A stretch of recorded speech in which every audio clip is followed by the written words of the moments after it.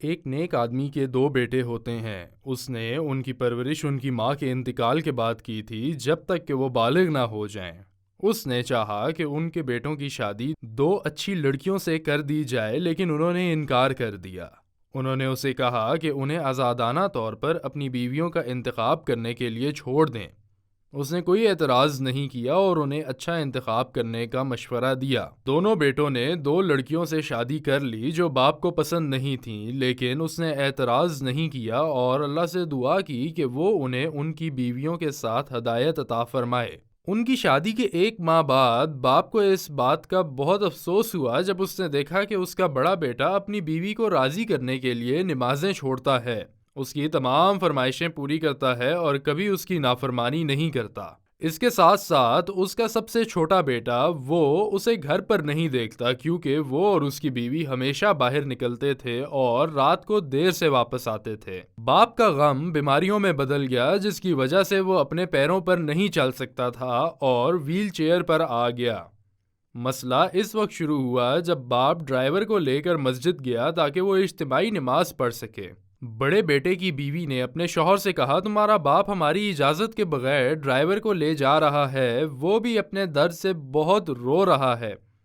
میں جنم دینے والی ہوں اور میں اب نوکرانی اور ڈرائیور کے صرف اس کی دیکھ بھال کے لیے نہیں چھوڑ سکتی، کیونکہ مجھے بھی ان کی ضرورت ہے۔ بیٹے کو اپنی بیوی کی بات پر شرمندگی محسوس ہوئی، اس لیے اس کے پاس اس کے سوا کوئی اور حل نہیں تھا کہ وہ اپنے سب سے چھوٹے بھائی کے ساتھ اس معاملے پر بات کرے تاکہ ایک ہفتے کے بعد اپنے والد کو اس بارے میں بتائے بغیر نرسنگ ہوم لے جائیں۔ باپ نے اپنے بیٹوں اور ان کی بیویوں کا ارادہ محسوس کیا تو اس نے رات کو دعا کی اور اللہ سے شفا کی درخواست کی۔ در حقیقت ایک ہفتے سے پہلے اللہ نے باپ کی دعا قبول کر لی اور اسے شفا دے دی اور وہ دوبارہ اپنے پیروں پر چل سکتا تھا، لیکن اس نے اپنے بیٹوں کو اس کے بارے میں نہیں بتایا۔ اس نے اپنی ملکیت کے تمام کاغذات اکٹھے کر لیے اور اس کے بارے میں بھی کسی کو کوئی خبر نہ کی۔ ایک صبح بیٹے نے باپ کو لے کر گاڑی میں بٹھایا اور ان سے کہا کہ ہم آپ کو ہسپتال لے جا رہے ہیں، کیونکہ بیرون ملک سے آئے ہوئے ایک ڈاکٹر نے آپ کی رپورٹس پڑھی تھیں اور ہمیں بتایا تھا کہ آپ صحت یاب ہو سکتے ہیں۔ جیسا کہ آپ نے ہمیں سکھایا ہے کہ والدین کے ساتھ حسن سلوک کرنا چاہیے، اور ہمیں نبی کریم صلی اللہ علیہ وآلہ وسلم کی حدیث بھی حفظ کروائی ہے۔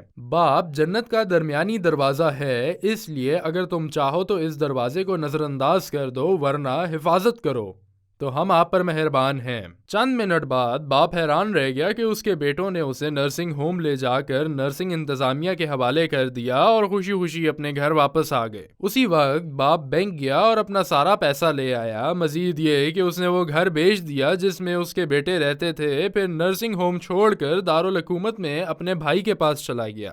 وہ حیران رہ گئے جب گھر کا نیا مالک پولیس کے ساتھ آیا اور دونوں بیٹے اور ان کی بیویوں کو گھر سے باہر نکال دیا۔ چنانچہ ہر بیوی غصے سے اپنے باپ کے گھر چلی گئی اور ان سے بولا، میں تمہارا انتظار کروں گی جب تک کہ تم اپنے باپ سے اپنے مسائل حل نہ کر لو۔ فَلَمَّا نَسُوا مَا ذُكِّرُوا بِهِ فَتَحْنَا عَلَيْهِمْ أَبْوَابَ كُلِّ شَيْءٍ حَتَّى إِذَا فَرِحُوا بِمَا أُوتُوا